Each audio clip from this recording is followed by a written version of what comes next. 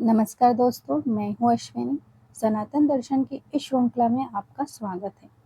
क्रोध एक ऐसा भाव जो कुछ ही क्षणों में रिश्ते, निर्णय और शांति सब कुछ बदल सकता है।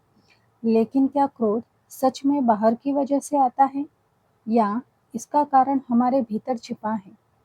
आज हम जानेंगे क्रोध क्यों आता है और इसे नियंत्रित कैसे करें। इस वीडियो में हम समझेंगे क्रोध का वास्तविक कारण क्या है, मन और अहंकार से इसका क्या संबंध है, क्रोध हमें कैसे प्रभावित करता है और सनातन दृष्टि के अनुसार इसे शांत करने का प्रैक्टिकल उपाय क्या है। पहला, क्रोध क्या है? क्रोध एक प्राकृतिक भावना है। यह गलत नहीं है, लेकिन अनियंत्रित क्रोध विनाशकारी बन जाता है। जब मन किसी बात को स्वीकार नहीं कर पाता तो क्रोध पैदा होता है। दूसरा, क्रोध क्यों आता है? क्रोध के मुख्य कारण है अपेक्षा टूटना, यानी मेरे अनुसार क्यों नहीं हुआ। दूसरा, अहंकार, मेरी बात नहीं मानी गई। तीसरा, भय, यानी कुछ खाने का डर। चौथा, नियंत्रण की इच्छा, यानी हर चीज को अपने अनुसार चाहना। नंबर 3, मन और क्रोध का संबंध। जब मन अशांत हो, थका हो, नकारात्मक विचारों से भरा हो, तब क्रोध जल्दी आता है। इसीलिए क्रोध केवल परिस्थिति नहीं, मन की स्थिति भी है। चौथा, क्रोध का सबसे बड़ा नुकसान क्या है?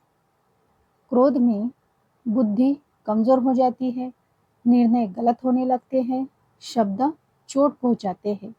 कई रिश्ते गलती से नहीं, कुछ क्षणों के क्रोध से टूट जाते हैं। पांचवा, क्या क्रोध हमेशा गलत है? नहीं। सनातन दृष्टि कहती है, धर्म की रक्षा के लिए नियंत्रित क्रोध उचित हो सकता है, लेकिन स्वार्थ और अहंकार से निकला क्रोध विनाशकारी है। छठा, शरीर और मन पर क्रोध का प्रभाव। लगातार क्रोध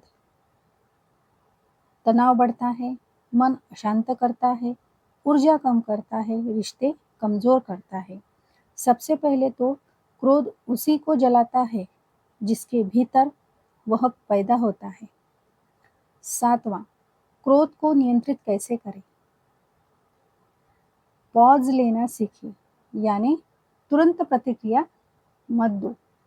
दूसरी, गहरी सांस लें, यानी श्वास मन को शांत करता है। तीसरी, अपनी अपेक्षाएं देखें, क्या मैं सब कुछ कंट्रोल करना चाहता हूँ? चौथा, परिस्थिति को दूसरी दृष्टि से देखें, हर व्यक्ति आपकी तरह नहीं सोचता। पांचवा, ध्यान और प्राणायाम, मन स्थिर होना, क्रोध कम होना। छठा, प्रतिक्रिया नहीं, उत्तर दे, रिएक्ट नहीं, रिस्पॉन्ड करें। 8, क्षमा की शक्ति। क्षमा दूसरों के लिए नहीं, अपने मन के शांति के लिए होती है। जो छोड़ना सीखता है वही शांत रह पाता है। 9, क्या क्रोध पूरी तरह खत्म हो सकता है? शायद नहीं, लेकिन इसे समझना और नियंत्रित किया जा सकता है। लक्ष्य क्रोध मिटाना नहीं, बल्कि उसे अपने ऊपर हावी न होने देना है।